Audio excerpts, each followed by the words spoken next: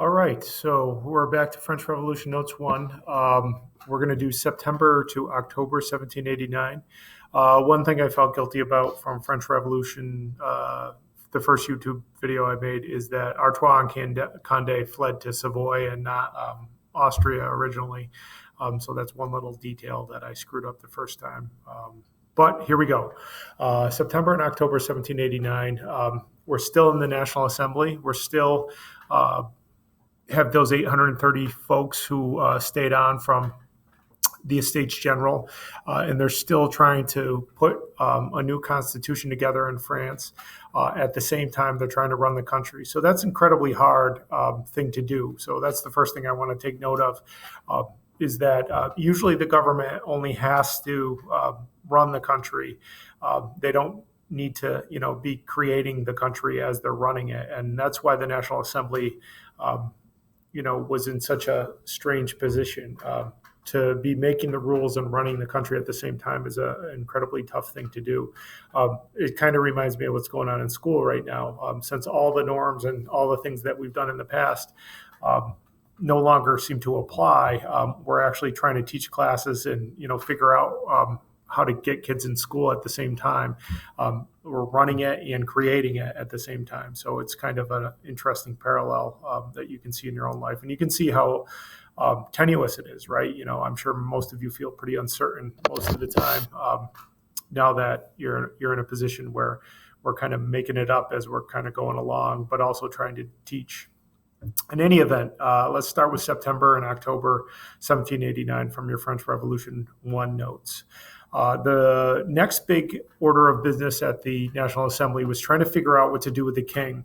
The first big debate with the king was to try to figure out whether he would have a suspensive veto or an absolute veto. In the United States, our president has a suspensive veto. So all that means is that, Congress, the House of Representatives and the Senate vote on a bill and they decide to put it to the president. The president can either sign it or veto it.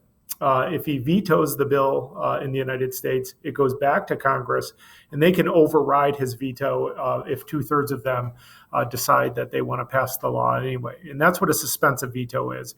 It simply means that the leader, in our case, the president, but in the case of France, it would be the king, could suspend it, send it back to the legislative body, and then have them override it. And that's what a suspensive veto does. An absolute veto is exactly like it sounds. That the leader of the country, in this case the king, would have the ability to crush any law that was passed by the National Assembly.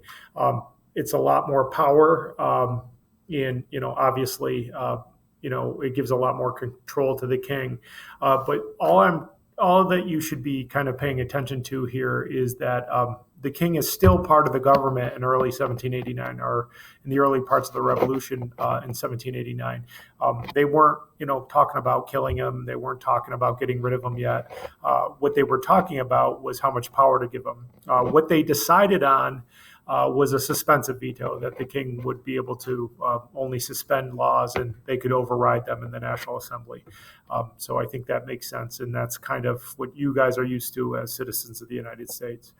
The next big thing that happened in the National Assembly was that the women of Paris, this is kind of a cool story. There were mostly like fishmongers and laborers, but there were a lot of women who worked on the docks. There were a lot of women who worked loading carts. There were a lot of women, who used their muscles and their brawn on a daily basis in France to kind of earn a few sous or a few livres in order to kind of keep their families going. These women, word got round that there was all kinds of luxurious kind of eating and storage of wheat and everything else at Versailles, and they got infuriated because they were starving in the streets of Paris in the months of September and October 1789. So in masse, like 20,000 women started to march, just kind of like spur of the moment to Versailles. And a lot of them wanted to kill Marie Antoinette, and a lot of them wanted to do some damage to the monarch, and a lot of them felt like they could do it because the government was changing and nobody kind of knew who was in charge. But by the time they got to Versailles, they were a bloodthirsty, screaming mob, mostly of women, who really wanted to, bring some wheat home to their families, but also wanted to exact some revenge against Marie Antoinette in particular, for her lavish lifestyle and her jewelry and her hairdos and whatever. So it was a very kind of, angry, passionate group of women who wanted to get some revenge for the way they had to live their lives. At the end of the day, they weren't able to kill Marie Antoinette. She was chased out of her apartments and fled to the arms of her husband, and they did get a lot of the storage of flour that was at Versailles, and were able to bring some of that back. But the most important thing that the women of Paris did was they brought back the king and the queen. They escorted them back to Paris. So effectively, the king and the queen then became prisoners of the city of Paris, meaning that they could no longer kind of live their insulated and isolated lifestyle in Versailles. They had to be confronted with the mobs and, the assembly and all that was going on in Paris on a daily basis. The other thing is that the women, forced the king and the queen to be accountable to the, assembly and what was going on in Paris. So that was a big deal, dragging them back to Paris. Along the way, the women were actually supported again by Lafayette and his democratic ideals. So that once again was one of the reasons why the women were successful in dragging the king and the queen back to Paris. And there was again some violence. They cut the heads off of the king's guards and put them on pikes and put makeup on their faces and paraded them next to the king and the queen as they escorted them back to the city. And the violence that took place from the women of Paris, and I didn't mention it with the Bastille, but the violence that took place at the Bastille, in going back to the Bastille, the governor of the Bastille was killed and his head was put on a pike and he was paraded around the city. This is a bad sign for things to come, because if Lafayette and the National Guard is willing to accept this kind of violence, then people feel like they're entitled to do this sort of violence. So the violence against the King's Guards and the violence against the guards of the Bastille was probably like a canary in the mine. It showed that things were going to be allowed to get worse in regards to in regards to what was going on in the early stages of the revolution. The next thing is the king signs the Declaration of Rights of Man. That was a big deal. When he signed it, it basically meant that he was on the side of democracy. He felt like he had to do it. But again, it was a big early victory for the National Assembly. The creation of 83 departments, that's the map I showed you guys in class, where they took the 13 original sections of France, and they broke it down into 83 departments and 44,000 communes. The idea was if they could rationally break down France into a new enlightened kind of structure, then it would be, falling under the new philosophical, ideals of the people. But also the idea was if you could break it into enough pieces, then, the old regime couldn't put it back together again, even if Artois and Condé came back and took over. So break it up, and then they can't put it back together.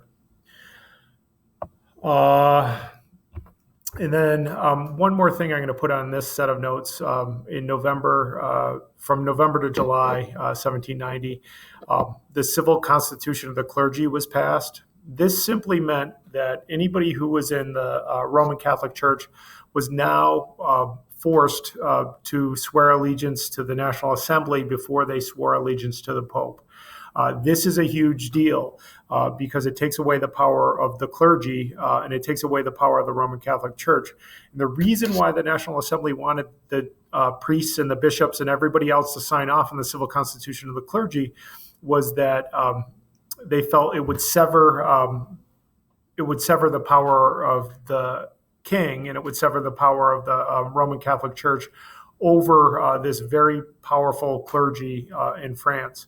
Now, many priests signed off on it, because they decided they would rather live under the National Assembly than to, be enemies of the state and not sign off on it.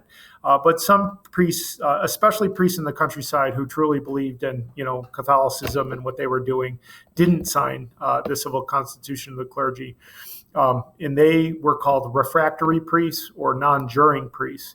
And in 1789 and 1790, they were, outsiders. They were not considered enemies of the state yet, but very soon it would become dangerous to be a non-juring or a refractory priest. So the civil constitution of the clergy was very much like the decrees of the nobility.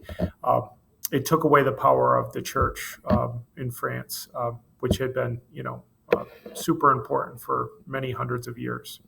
So I'm going to wrap it up there, and then on our next one, we'll pick up with July 1790 to July 1791. Thanks.